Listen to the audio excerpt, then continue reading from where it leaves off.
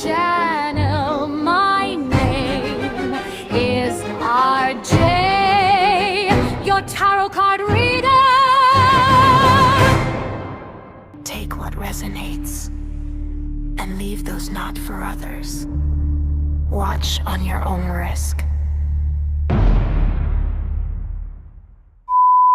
Hello my dear, good morning, good morning, good morning, good morning! Magandang umaga po sa ating lahat.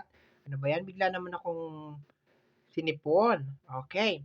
So, ang gagawin natin ngayon is collective reading, Aquarius. Collective reading ni Aquarius.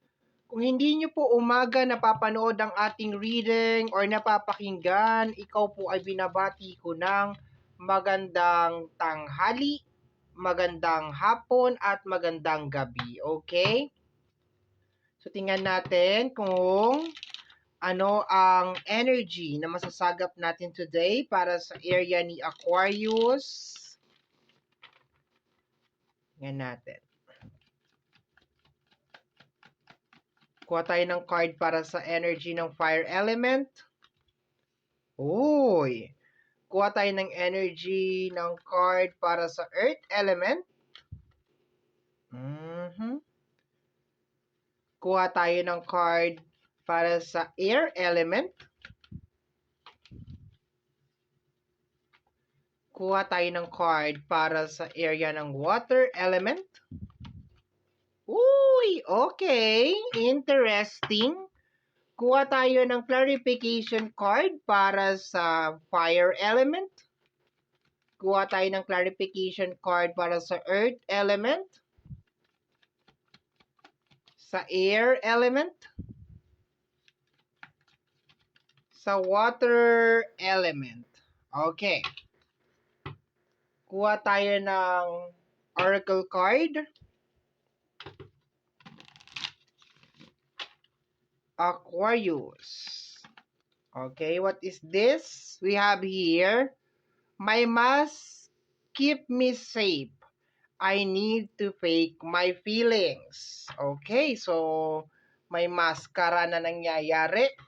Okay, next. Teka, shuffle muna natin to ng mabilisan.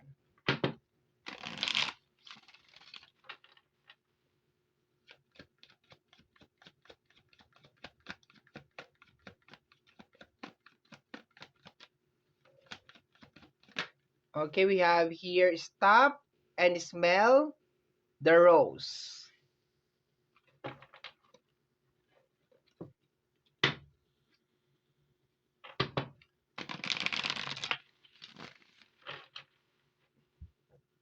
Based sa card natin, my dear, may energy ng relationship, may energy ng family, okay?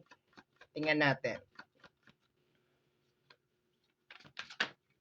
We have here, influencer status, social recognition, online fame, and power to influence. Tapos meron tayong swipe up. Malaki din ang impluwensya ng social media sa reading na ito. Okay. I can feel some pressure over here, my dear. May pressure. Okay? There's a certain pressure. Okay? There's a tendency, my dear, na mayroon ka mga nakikita sa social media na nakakapagdagdag ng pressure sa'yo. Gusto ko lang sabihin sa'yo, my dear, na hindi lahat ng nakikita mo sa social media, coming from me, na matagal na po dito sa social media, hindi po lahat na nakikita ninyo ay dapat po ay dinidibdib ninyo. Okay? Or ini-implement, kunyari, ang kapitbahay ninyo ay nakabili na ng bahay, ng kotse, maganda na ang buhay, nakikita ninyo. Huwag kayong ma-pressure dyan. Okay? Kasi hindi naman ninyo alam kung ano yung pinagdaanan niya bago niya mabili ang mga bagay na yan. Okay? And sa social media kasi is more on flexing eh. Talaga sa totoo lang. Kumbaga parang ang social media is papansin. Kailangan magpapansin ka sa social media, kailangan talaga mag-stand out ka sa social media. So, I can feel na there is a certain pressure na nangyayari sa'yo and malaking factor ang social media. Okay. We have here, stop and smell the rose. Okay. So, maybe you are missing out a lot of things. Okay. Excuse me po. Nasamid ako. May nakaalala sa akin. Oo, salamat sa pag-alala mo sa akin, ha? Mm. We have here, stop and smell the rose. Appreciation. Pause. Okay, this is the time, my dear, na count your blessing. Okay, just count your blessing, my dear. Kung ano yung mga bagay na meron ka as of this moment, kung ano yung mga bagay na nangyayari sa buhay mo, just appreciate it. Kahit yung mga simpleng bagay lang, yung nagising ka ngayong umaga, yung may panibagong umaga ka na naman ulit natatahakin, panibagong buhay, although hindi siya perfect, pero you need to appreciate. Napaka-importante para ma-remove natin yung mga negative energy sa buhay natin is the appreciation. Kasi pag tayo ay nakapokus sa, excuse me po, nakapokus sa mga negative things, okay, sa mga negative na bagay, ang nangyayari, we are feeding them. No, nabubuhay sila or kumakain sila doon sa mga negative energy na ini-implement natin. Okay, na parang hina-highlight natin sa buhay natin. Okay, we have here, my mask is keeping me safe. I need to fake my feelings. Hindi naman ibig sabihin, my dear, na siguro nagpo-post ka sa social media and walang masyadong nagki-care sa post mo. Okay. Pero it is just more on a reminder, my dear, na hindi lahat kailangan mo i-post sa social media. Hindi kailangan lahat makita ng mga tao. Okay? So, may nangyayari sa iyo na something, there's a certain pressure over here, my dear, and malaking factor talaga ang social media. So, magpo-focus tayo, my dear, sa social media. Una sa lahat, hindi lahat na nakikita mo sa social media ay kinakailangan mong i-acknowledge or kinakailangan mong paniwalaan. And hindi din lahat ay kinakailangan mong i-post sa social media. Okay? Hindi lahat kinakailangan makita ng ibang tao. Okay? And hindi ibig sabihin nun, my dear, na walang sumisimpatya sa'yo, walang nagla-like sa'yo, walang nag-share sa mga comment mo, walang pumapalakpak sa mga achievement mo, is hindi na worth it yung mga bagay na ginawa mo. Nowadays kasi, lalo na sa amin bilang mga content creator, ha, ito ha, my dear, ha, bilang mga content creator, share ko na lang para meron kang paghugutan, okay? Merong mga bagay na gagawin ng isang content creator is because gusto nila na magkaroon ng like, ng share, ng comment. Paano pag walang mag-like? Paano pag walang mag-comment? Paano pag walang mag-share? Titigil ka na? It's very important, my dear, na you need to appreciate every day yung nangyayari sa buhay mo. And ipopost mo, my dear, sa social media nang wala kang ginagawang kahit anong expectation. Okay, ipopost ko to kasi gusto ko talaga siyang i-post. Hindi ipopost ko para makita ng kapitbahay. Napakalaking factor ng social media dito, my dear. Influencer status. For some of you, baka social media creator ka. Kung ikaw ay social media creator ka, influencer ka, itong sasabihin ko sa iyo, my dear, stop pleasing other people. Tigilan mo i-please ng i-please. Kung hindi nila naiintindihan yung ginagawa mo, and then be it. I-post mo lang dyan, makakahanap ka ng network mo. Makakahanap ka ng mga tao na maa-appreciate ka talaga. You don't need to fake. Hindi mo kinakailangan i-fake, my dear, na you are happy. Minsan, it's very important din na sabihin mo na, ay, meron akong pinagdadaanan ngayon. Pero just, wag nun din masyadong i-broadcast din. Di ba? Kung social media ka, and ako, ang technique ko kasi, my dear, is okay lang ako mag-share ng mga bagay na pinagdaanan ko na hindi maganda as long as tapos na siya. Ibig sabihin na overcome ko siya. Kasi, pag napansin ko, pag pinost mo siya sa social media nang hindi pa talaga siya na-overcome, there are some people na talagang iti-take advantage talaga yung problema na yon. Okay? O yung pinost mo na yon. For example, sabihin mo, may depression ka, 'di ba? I-post mo sa social media, may depression ka. And makikita mo wala talaga nagla-like, wala nagko-comment o yung iba baka ibabash ka pa. Makakadagdag pa siya. So, it's very important na pag magpo-post ka sa social media, yung ipo-post mo, my dear, is something na na-overcome mo na. Ewan ko, ito akin lang to, my dear, it is just on my own, okay? It is just on my own, okay? So, yeah, today is the day na i-appreciate mo yung mga bagay na nangyayari sa buhay mo. I-appreciate mo yung araw, i-appreciate mo yung buhay na pinagkaloob sa iyo ng Diyos, okay? Kung meron ka mga pinagdadaanan na problema as of this moment, tingnan mo, my dear, sa another side. Wag mong tingnan, my dear, na ay pinaparusahan ako or ganito, ganyan, ganun. Tingnan mo kung ano yung matututunan mo diyan. Kasi definitely ibinigay sa iyo yan for a reason. Okay? Nilagay ka sa posisyon na yan, nilagay ka sa lugar na yan for a specific reason. Okay? And yung social media, paano ba natin ipapaliwanag ang social media? Is for entertainment purposes, my dear. Ganun na lang. Huwag mo masyadong dibdibin. Kung nakita mo mga kapitbahay mo or mga kakilala mo na ang gaganda na ng mga buhay nila ngayon or something, good for them. Be happy for them, my dear. Pero don't pressure yourself na, ano ba yan? Sana meron din akong ganun, kagaya nila, or sana meron din akong ganito. Kasi kanya-kanyang season yan. Maniwala ka sa akin, my dear. Hindi tayo sabay-sabay pinanganak. So therefore, hindi tayo sabay-sabay aangat. 'Di ba? Hindi tayo sabay-sabay na dumating sa mundong ito. So, there is a perfect time, there's a perfect season, my dear, for each and every one. Okay. Punta na tayo sa fire energy tayo. We have here the energy of the Ten of Swords, okay? Possible na backstabbing energy. Possible na iniisip mo, my dear, na meron mga tao talaga na sinasabotage ka. And hindi ko to pabubulaan. Hindi ko sasabihin to na ay oo, hindi totoo 'yan. Totoo 'yan. May mga tao, my dear, na there's a certain crab mentality talaga sa dugo nila. Gagawa ka ng content, ipo-post mo sa social media, hindi nila ila-like. Magugulat ka, ibang tao pa talaga ang magla-like. Okay? Magpo-post ka ng certain picture sa social media, tuwang-tuwa ka kasi gusto mong parang ma-appreciate din nila yung mga bagay na nagawa mo. Hindi nila ila-like. Pero hindi ibig sabihin na hindi mahalaga yung ginawa mo, my dear. Hindi ibig sabihin na hindi yun accomplishment. Hindi ibig sabihin na hindi pumapalakpak yung mga tao sa iyo, my dear. Hindi ibig sabihin na pangit yung ginawa mo. 'Di ba?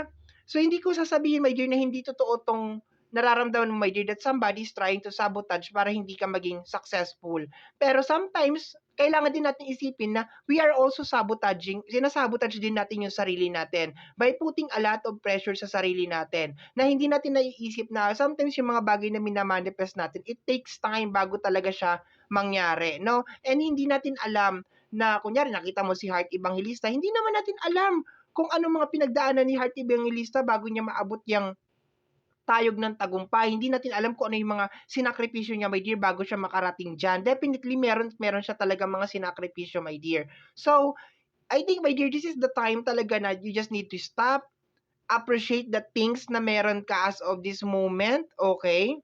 Matuto ka magpasalamat sa mga bagay na meron ka. And wag mong hayaan, my dear, na i-pressure ka, my dear, ng lipunan or ng social media. 'Di ba? As long as maging passionate ka, kung content creator ka, kung ikaw ay gumagawa ng mga content, maging passionate ka, magpakatotoo ka lang sa mga audience mo. 'Di ba? Talagang i-post mo lang, and kung walang magla-like sa iyo as of that moment, walang mag-share ng post mo, walang magba-validate, my dear, ng mga ginagawa mo, don't worry, hayaan mo lang diyan. 'Di ba? Sino ba yung artista na si ano yata 'yon? Si Tony Gonzaga yata 'yon? Yung sinabi sa kanya ng tatay niya na, "Huwag ka mag-alala, mauuso din yang mukha mo, mauuso din yang ganda mo." 'Di ba? Eh, nagkatotoo nga, nauso nga yung ganda niya, sumikat talaga siya. May kanya-kanya tayong season, my dear, for spotlight, okay?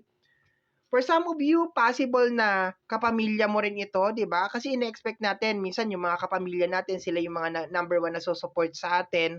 Iwasan natin yung ganun na mindset na dapat kapamilya kita, number one ka na magla-like, kapamilya kita, dapat number one ka na magpo-post, or number one ka na mag-support or magko-comment or whatever, or makaka-appreciate. Kadalasan, my dear, ito ang totoo dito, ha, kung sino pa yung mga tao na nakakakilala sa atin, kung sino pa yung mga tao na nakakasama natin, sila pa talaga yung may mga tinago, ha. Kadalasan lang, hindi ko nilalahato, sila pa yung may mga kadalasan na lihim na inggit at insecurity sa atin, my dear. And it's normal, my dear, na masaktan ka. Kasi iisipin mo, ay, bakit ganon? dapat kamag-anak kita, ay dapat kaibigan kita, ay dapat partner kita, ikaw yung number 1 na nagsusupport sa akin. So, sinasabi mo my dear sa mundo, bino-broadcast mo sa universe na, okay, hindi ko gagawin to kung walang papalakpak. Ibig sabihin, nakadepende yung mga ginagawa mo sa reaction ng mga tao. And supposed to be not. Hindi dapat ganon. Kagaya nito, nagtatarot card ako, wala akong pakialam kung walang manood nito. Wala akong pakialam kung hindi nyo to naiintindihan o hindi nyo gusto yung ginagawa ko. Basta mag-a-upload ako, araw-araw ako mag-a-upload.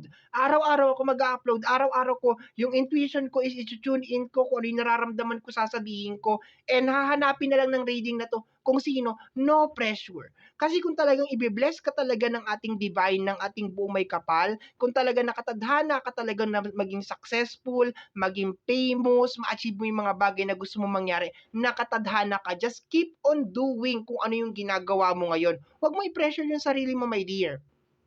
Huwag mo i-pressure yung sarili mo. Mapapansin mo, my dear, habang nagsasalita ako, my dear, may certain na hugot. Kasi bakit galing ako dyan? Nung nag-uumpisa ako sa social media, wala naman nagsusupport sa akin. Wala.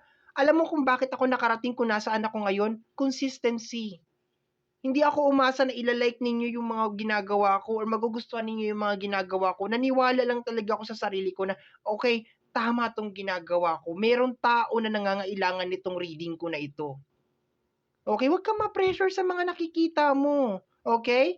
Kasi ito, energy to ng fire. So, medyo mabigat siya. Ang fire kasi is connected sa energy ng action. Parang sinusukuan mo na yung mga pangarap mo. Gusto mo maging social media influencer? Go! Maging social media influencer ka. Gusto mong makagawa ng bahay? Gusto mong maging successful? Go! Ituloy mo yan. Maniwala ka lang talaga sa sarili mo, my dear. Okay? Huwag mong hayaan, my dear, na diktahan ka ng palakpak at ng ngiti ng mga tao sa paligid mo. Kasi hindi naman lahat ng pumapalakpak sa'yo totoo. Hindi naman lahat ng ngumingiti sa'yo, my dear, ay totoo. Okay? Hindi naman lahat, my dear, na naiinis sa'yo ay totoong naiinis. 'Di ba? Yung iba o humahanga sa'yo. 'Di ba? Sa totoo lang, hindi lahat ng naiinis sa'yo, hindi lahat ng binabash ka, my dear, ay talagang naiinis sa'yo. Yung iba dyan, my dear, is sinasadya lang nila yan, my dear, kasi ayaw nila na magpatuloy ka sa ginagawa mo. Ayaw nila na i-proceed mo yan kasi alam nila pag proceed mo yan at pinagpatuloy mo yan, malayo ang mararating mo. Kaya ang gagawin nila, ipagkakait nila yung suporta sa'yo. Ipagkakait nila yung support, okay? We have here the energy of the Judgment and the Justice card. This is a very powerful, nasa area siya ng Earth, okay, which is more on material things. Ibig sabihin, my dear, continue ka lang. Ipagpatuloy mo lang yan. Sinasabi dito sa card na to na yung mga minamanifest mo, mga gusto mong mangyari is mangyayari na siya very, very soon. Okay? Sa tamang panahon, ipagkakaloob siya. Basta continue ka lang. Huwag kang magpa-apekto sa sinasabi ng mga tao or mga comments nila or sa mga hindi ka nila sinusuportahan o hindi ka nila pinapalakpakan. Hindi mahalaga yun, my dear. Alam mo, ang pinakamahalaga dito is yung puso mo nandoon sa ginagawa mo. Yung puso mo ay nandoon sa minamanifest mo. Kaya magdire-diretso ka lang, ipagpatuloy mo lang yan, my dear. Dito sa energy ng air, okay, which is may kinalaman sa yung mind, this is energy of stability. Okay? Stability, karangyaan, success, okay. Love, possible meron ka mga bagay na gusto din i-provide for your family. So yun, gawin mong inspiration yun. Yung mga taon, yung mga kapamilya mo na talagang deserve talaga na mabigyan ng tulong, di ba? For example, nanay mo, 'di ba? Gusto mo na dahil ang nanay mo is nakita mo talaga ang hirap niya, ang parents mo, nakita mo talaga yung struggle niya, my dear, sa buhay. So therefore, sinabi mo sa buhay, sa sarili mo na, ay ayoko na na tatanda ang nanay ko or ang parents ko na mararanasan niya pa yung hirap, yung ganito, yung ganyan. Yung mga tao talaga, my dear, na pag-aalayan mo talaga itong inspirasyon. Hanapin mo yung inspirasyon mo ngayon, my dear. Mali yung inspirasyon na pinaghuhugutan mo eh. Mali itong iniisip mo na kailangan maraming like, kailangan maraming share, kailangan maraming natutuwa, kailangan maraming pumapalakpak, kailangan maraming nakakakita na, wow, Aquarius, nakabili ka ng bahay, wow, nakabili. No. Ano ba yung pinaka-purpose mo kung bakit mo ginagawa to, my dear? Ano ba yung pinaka-purpose mo? You need to find your purpose, my dear. Eh, sinasabi dito, my dear, malapit ka na dun sa gusto mong mangyari. Okay, emotion, water, the devil and the energy of the 8 of Wands. ito yung energy, my dear, ng mga distraction, no? Para huminto ka. So, nag-i-stop ka as of this moment because meron kang nararamdaman na certain pain inside you. Parang ayoko na pumasok, ayoko na magtrabaho, ayoko na ituloy itong ginagawa ko, ayoko na. Bakit? Kasi mali yung pinanghuhugutan mo ng inspirasyon. Bakit mo ba ginagawa yan, my dear? Kailangan mo malaman kung bakit mo ginagawa yan. 'Di ba? Kasi kung dahilan mo kung bakit mo ginagawa yan is gusto ko lang ipamukha sa mga tao na mali sila ng tingin sa akin. Gusto ko respetuhin nila ako. Mali yung mga reason mo ng why. Mali 'yun. So, pag nakita nila 'yun, my dear, nakikita nila yung desperation mo, yung frustration mo, my dear, na makuha yung kanila bang atensyon, yung kanilang presensya, okay, ay mahalaga kay Aquarius yung like ko, mahalaga kay Aquarius yung share ko, mahalaga kay Aquarius na magko-comment ako or papalakpakan ko siya or something. My dear, gagamitin nila yun against you. Kasi remember, ang mga haters mo, ang pinakagustong gawin ng hater mo, my dear, ay tumigil ka sa kung ano yung ginagawa mo as of this moment. Kung nakikita nila, my dear, na nagsusumikap ka sa buhay, ang gagawin nila is titirahin ka na lang ng titirahin para hindi ka magpatuloy. So yun nararamdaman mo ngayon, valid yan, totoo yan. Pwede mong i-ano yan, kung ano yung nararamdaman mo ngayon, go. Pero sana hindi yan makaapekto para magpatuloy ka pa sa buhay mo. Para tahakin mo i-claim mo kung ano yung mga dapat mo i-claim. Magpatuloy ka lang, my dear. Dire-diretso ka lang. And ngayong araw na to, my dear, tatanungin kita, ano yung mga dapat mong ipagpasalamat ngayong araw na to? Alam ko ang bigat ng reading natin eh. Walang pumapalakpak sa'yo, walang natutuwa sa mga achievement mo. Pero tatanungin kita, ano yung mga bagay na dapat mong count your blessing, my dear? Bilangin mo yung mga biyayang pinagkakaloob sa'yo araw-araw. Huwag mong bilangin kung ilan yung likes, kung ilan yung share, ilan yung nag-post, ilan yung nakakita nung ginawa mo. Tingnan mo, my dear, yung blessing mo everyday. Yung hangin, yung buhay, yung araw na to, yung pagkain mo, 'di ba? Yung mga opportunities na parating pa sa 'yun ang ipagpasalamat mo, my dear. Matuto kang magpasalamat. Huwag mong hayaan, my dear, na diktahan ka ng lipunan, okay? Sa kung saan ka pupunta. Kung wala man mag-like, kung wala man mag-share, kung wala man pumalakpak sa'yo, my dear, maniwala ka, magdire-diretso ka, my dear, kasi pag nandun ka na sa taas, mapipilitan silang pumalakpak. Pero hindi naman yun ang pinaka-goal natin, my dear. Ang pinaka-goal natin is matupad kung ano yung mga pangarap mo, yung mga goals mo in life, yung mga dreams mo, my dear. Sa energy ng element ng earth, okay, gusto mo magkaroon ng bahay, gusto mo magkaroon ng sasakyan, gusto mo anything na may kinalaman sa material sa ibabaw ng mundo, pagkakaloob sa'yo, my dear, napakaliwanag, my dear. Oh, iniisip mo, pamilya mo, gusto mo makapag-provide, magandang, gawin mong inspirasyon. Yung mga taong deserve na gawin na inspirasyon. Nanay, tatay, 'di ba? Mga anak, 'di ba? Yan yung maganda talaga na maging inspirasyon. Huwag mong gawing inspirasyon yung kapitbahay mo. Huwag mong gawing inspirasyon yung ibang tao, 'di ba? O pwede ka naman kumuha ng inspirasyon sa ibang tao, pero yung talagang ka-inspired talaga, okay? So, my dear, yan po ang nasagap natin na energy para sa araw na to. This is going to be a timeless reading, my dear. So, kahit anong araw, kahit anong taon mo ito mapanood, sa tamang panahon, sa tamang oras, hahanapin ka ng reading na ito, my dear. So, maraming salamat po sa pagsama sa akin sa reading na ito and I hope nakatulong po yung ginawa natin na reading. Kagaya po ng lagi ko nasasabi or lagi ko nasasambit, ang tanging hiling at dasal ko lamang po sa ating bumay kapal na mga readings na ginagawa ko ay nakakatulong po sana sa ating lahat. Maraming salamat po. Thank you, my dear. Ingat po palagi. Take care of yourself. I love you. Take care po. Ingat po.